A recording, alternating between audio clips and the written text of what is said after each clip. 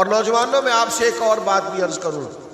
کسی اور سے بھی محبت کرو گے نا، محبتیں کرنی چاہیے، ماں سے، باپ سے، بہن بھائیوں سے، بیوی بچوں سے، دوستوں سے، اسلام ساری محبتوں کا درس دیتا ہے، لیکن اور کوئی بھی محبوب بناؤ گے تو نقص نکل آئیں گے۔ یہ مدینے والے محبوب کی وہ ذات ہے کہ جب دیکھو گے نا، جس زاویہ نگاہ سے دیکھو گے، اخلاق دیکھنا چاہو گے تو پھر بھی حضور سے پیار ہو جائے گا، حسن دیکھنا چاہو گے تو پھر بھی پیار ہو جائے گا، نبی پاک کا حلم دیکھو گے تو پھر بھی پیار ہو جائے گا، بردباری دیکھو گے تو پھر بھی پیار ہو جائے گا۔ یعنی ایک ایسے شخص بھی ہیں ثمامہ بن اسال،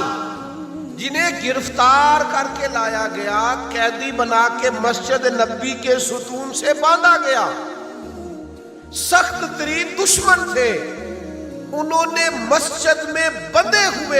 ہوئے ستون سے حضور کے جلوے دیکھے، بندھے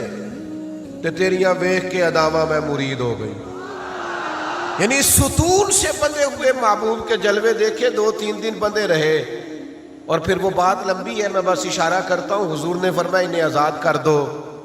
لیکن کیا آزاد ہونا تھا اور کیا انہوں نے لوٹ کر جانا تھا۔ وہ چلے گئے اور مدینہ شریف کے کنویں سے غسل کر کے واپس آ گئے، اور محبوب کی بارگاہ میں آ کے عرض کرنے لگے، حضور اب نہیں جانا،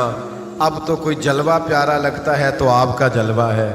کوئی دین پیارا لگتا ہے تو آپ کا دین ہے، اور یا رسول اللہ اگر کوئی شہر پیارا لگتا ہے تو آپ کا شہر مدینہ پیارا لگتا ہے۔ تو حضور کو جس زاویے سے کسی نے دیکھا، جس اینگل سے دیکھا، اگر کسی نے مجاہد بنے ہوئے دیکھا اسے بھی پیار ہو گیا۔ یہ کیسے مجاہد ہے کہ جو اپنے مخالفین میں سے کچھ لوگوں کو قیدی بنا کے لاتے ہیں تو اپنے غلاموں کو تلقین کرتے ہیں کہ ان کے کھانے کا ذرا خیال رکھنا۔ یہ قیدی بنا کے، یہ کوئی پھول لے کے نہیں آئے تھے جنگوں میں مقابلے میں، ان پر ذرا توجہ دینا۔ اور یہ کیسے سپہ سالار ہے کہ ان کے وہ مخالف جنہوں نے 3 سال تک بائیکاٹ کیے رکھا اور شب ابی طالب میں قید کیے رکھا، ان میں سے جب کچھ لوگ قیدی ہو کے آتے ہیں اور حضرت بلال ان کی رسیاں ذرا زور سے باندھتے ہیں اور وہ ہائے ہائے کرتے ہیں، تو محبوب رات کو اٹھ جاتے ہیں، فرماتے ہیں ان کی رسیاں ذرا ڈھیلی کر دو، یہ کراہتے ہیں تو مجھے نیند نہیں آتی۔ تم جس زاویے سے بھی دیکھو گے نا، جس زاویے سے تم میں سمجھ آ جائے گی کہ پیار کرنے کے، اتباع کرنے کے، عشق کرنے کے قابل اگر کوئی کامل ہستی ہے تو وہ مدینے والے محبوب کی ہستی ہے۔